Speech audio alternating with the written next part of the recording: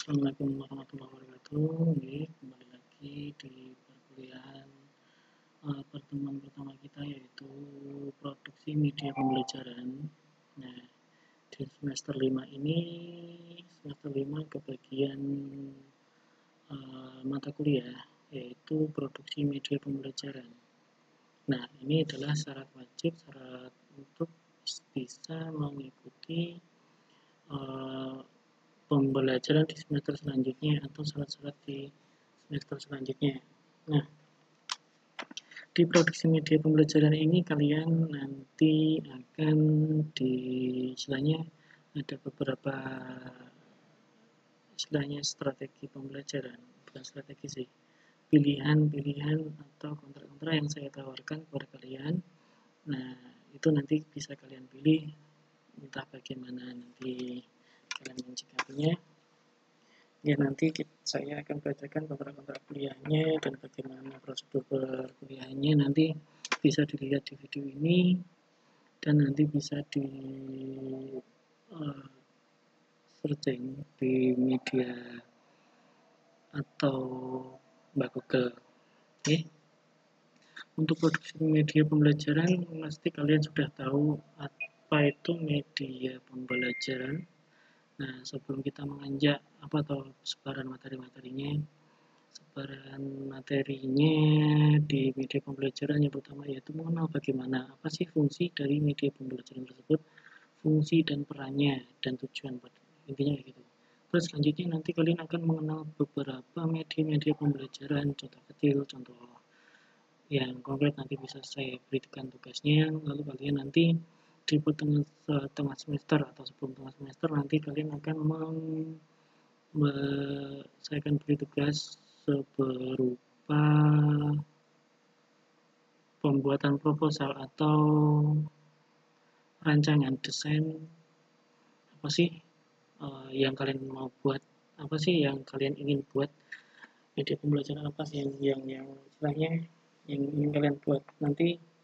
Nanti akan membuat proposal atau istilahnya biar saya tahu, oh kalian itu mau bikin ini, nah kegunaannya untuk ini dan cara presentasinya bagaimana.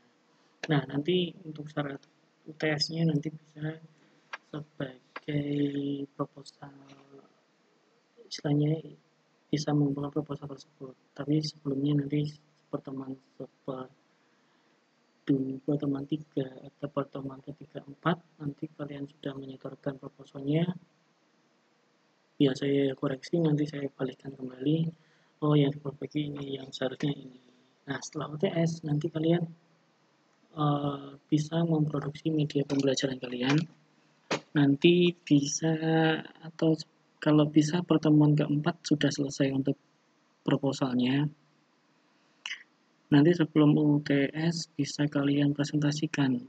Nah, presentasinya bagaimana? Presentasinya kalian bisa menggunakan YouTube atau media lain. Saya sarankan kalian membuat video, nanti setorkan ke saya berupa filenya atau link YouTube-nya. Link YouTube-nya boleh, nanti saya bisa komentari, bisa lihat, atau bisa nanti buat kalian buat konten-konten, nggak apa-apa. Pada intinya perkuliahan ini saya akan memberi kalian materi berupa fungsi dari media pembelajaran itu apa, kegunaannya, tujuannya itu untuk apa. Terus lalu kalian membuat kelompok, setelah kelompok nanti kalian membuat proposal, setelah membuat proposal kalian mencoba untuk langsung produksi media pembelajarannya, terus nanti setelah itu kalian presentasi. Nah, presentasinya berupa apa? Nanti berupa video saja seperti yang Bapak tadi bilang, berupa video diupload ke YouTube, langsung nggak apa-apa, di YouTube kalian nggak apa-apa, silakan nanti di share link ke saya saja, nanti tak tonton tak like, subscribe, dan komen ya. Oke. Terus jangan lupa untuk media pembelajarannya nanti jangan asal-asalan membuat, karena ini akan ditonton oleh beberapa orang, bukan dosen saja, tapi pastilah nanti akan ada yang mencari melalui Google, oh media pembelajaran seperti apa ini, media pembelajaran ini, nanti yang keluar punya kalian, masa yo Ya kalau nggak baik kan ya kayak gitu. Ya saya harapkan pembuatan media pembelajaran dari kalian nanti bisa lebih baik. Oke. Nah, ngomong soal media pembelajaran. Nah, media pembelajaran itu apa sih? Terus fungsinya apa? Tujuannya untuk apa? Media pembelajaran. Media itu apa sih? Misal kayak gini kasusnya.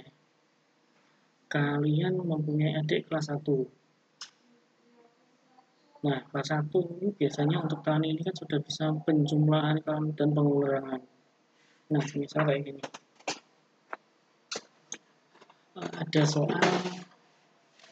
Ada soal kan pengurangan itu kan pasti konsepnya yang besar dikurangi yang kecil. Misal yang dikurangkan itu yang kecil.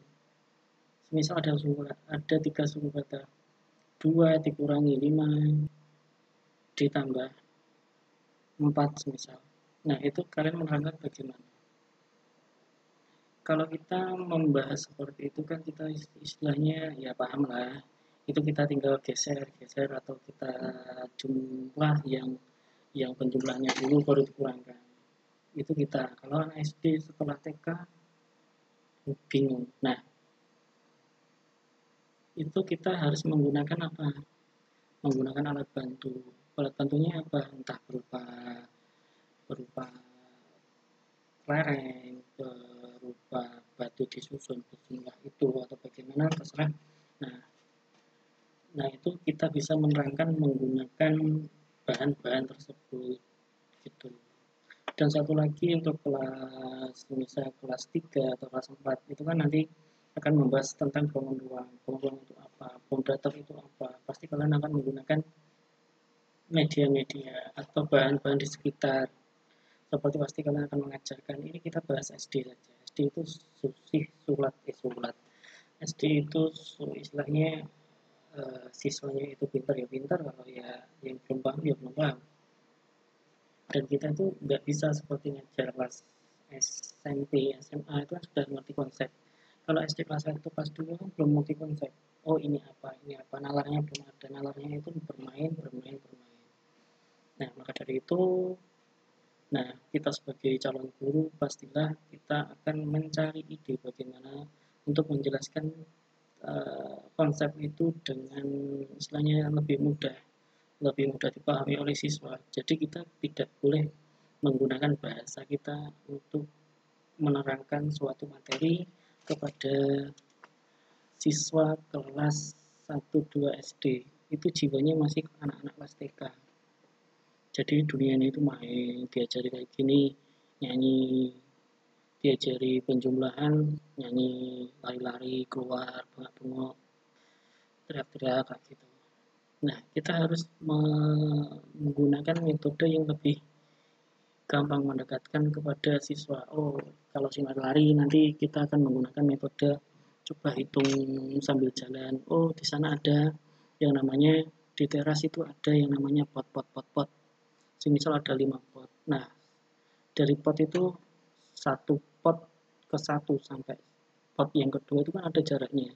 Nah, ketika jaraknya itu sama dan di situ ada beberapa pot dan itu kita bisa menggunakan media tersebut untuk pembelajaran penjumlahan atau perkalian. Misal soalnya seperti ini. Suatu hari si A berjalan di teras dan di situ terdapat beberapa pot yang berjumlah 12. Nah, setiap antar pot itu ada jaraknya 3 meter. Nah, berapa jaraknya teras dari ujung satu ke ujung lainnya? Nah, itu kita bisa menggunakan, kalau kita ini kan contoh soal, kita bisa mengerjakannya dengan cara mengalihkan beberapa pot itu dengan jaraknya. Nah, itulah tujuan untuk membuat media atau istilahnya media pembelajaran untuk menerangkan sesuatu yang sulit menjadi lebih mudah dibayangkan. Seperti itu. Nah, kita tadi kan sudah mengenal yang namanya, bukan mengenal sih, kita sudah membahas beberapa masalah dalam pembelajaran. Nah, diterangkan dengan cara menggunakan media pembelajaran. dari situ kita bisa menarik kesimpulan media itu apa, fungsinya apa, tujuan untuk media itu apa. Nah, kita berbicara tentang pertama, kita harus mengerti tentang media-media itu apa. Suatu benda, saya ulangi, media itu adalah suatu benda, suatu istilahnya suasana, suatu keadaan. Nah, itu bisa kita gunakan implementasikan kepada pembelajaran atau implementasikan kepada suatu permasalahan untuk memecahkan permasalahan tersebut. Nah, pembelajaran itu apa? Pembelajaran itu proses dari memberikan informasi ke peserta didik. Jadi, media pembelajaran itu yaitu menggunakan sesuatu benda atau segala apapun di sekitar kita ataupun kita sudah menyiapkan untuk mempermudah kita menyampaikan materi kepada peserta didik. Untuk apa? Untuk mempermudah penyampaian materinya. Nah, dari sini kalian sudah membayangkan tuh, apa sih media itu? Apa toh perannya media pembelajaran itu? Seperti halnya kita di masa pandemi COVID ini kan saya sebagai dosen itu kan mengajar kalian secara daring. Nah, media YouTube itu juga sebagai suatu media, sebagai penjembatan istilahnya penyampaian materi dari pendidik ke peserta didik. Ini adalah salah satu media untuk media pembelajaran untuk pembelajaran di kelas, misalnya kayak gitu. Nah, nanti saya harapkan kalian nanti bisa mempersiapkan, oh, saya mau membuat apa ya? Ini kan mata kuliahnya produksi media pembelajaran, pasti hasilnya nanti outputnya nanti adalah media pembelajaran. Jadi kalian nanti outputnya dari program produksi media pembelajaran adalah suatu media pembelajaran yang bisa dipakai di kelas. Jadi nanti kalian memproduksi, terus nanti kalian mempraktekkan, oh ini caranya bagaimana, oh ini seperti apa. Nah, itu nanti tugas kalian. Nah, tugas kalian saat ini adalah sementara kalian browsing lah, searching di Google, media pembelajaran itu kayak apa. Nah, nanti kalian kan nggak semua materi itu kan bisa dibuat medianya. Nah, kalian kesepakatan saja nanti kalian bisa bisa komen di YouTube-nya atau bisa langsung japri saya atau di grup. Monggo silakan. Kita batasi SMP atau SMA atau SD sampai SMA, terserah, monggo. Tapi kalau saya di semua jenjang itu sama saja. Tapi tidak semua materi di sekolah itu bisa dibuat media pembelajarannya. Jadi misal kayak apa ya, materi